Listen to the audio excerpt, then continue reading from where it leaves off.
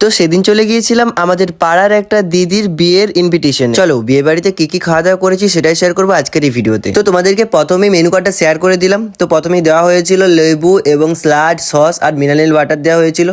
আর কি কি দেওয়া হয়েছিল সেগুলো তোমাদেরকে পরপর শেয়ার করছি। তারপর দেওয়া হয়েছিল ভেজ কাটলেট বা ভেজিটেবল চপ, যেটাই বলো না কেন সেটা দিয়েছিল।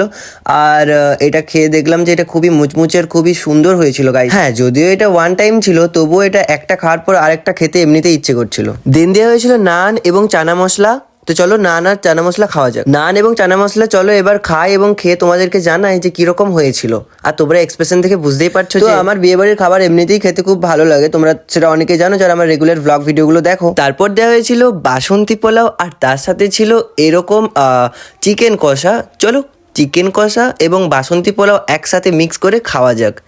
এমনিতে খেতে আমার অসাধারণ লেগেছিল, কারণ বাসন্তী পোলাওয়ের সাথে এই কম্বোটা আমার খুবই ভালো লাগে। বাসন্তী পোলাও শেষ করতে না করতেই চলে এসেছিল ভাত, ডাল এবং আলু পোস্ত, যেটা ছাড়া বাঙালির বিয়ে বাড়ি অসম্পূর্ণ। আর এরপর চলে এসেছিল ভাতের সাথে গরম গরম মাটন। আর গরম গরম মাটনের এখনো ধোয়াটা কিভাবে উঠছে তোমরা হয়তো ভিডিওর মাধ্যমে নোটিস করতে পারছো।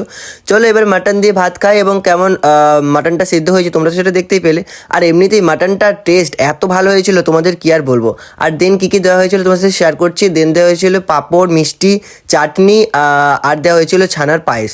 তো চলো বিয়ে বাড়ির ভিডিওটা এই পর্যন্তই। দেখা হচ্ছে পরের ভিডিওতে। ততক্ষণের জন্য সুস্থ থেকো, ভালো থেকো, বাই।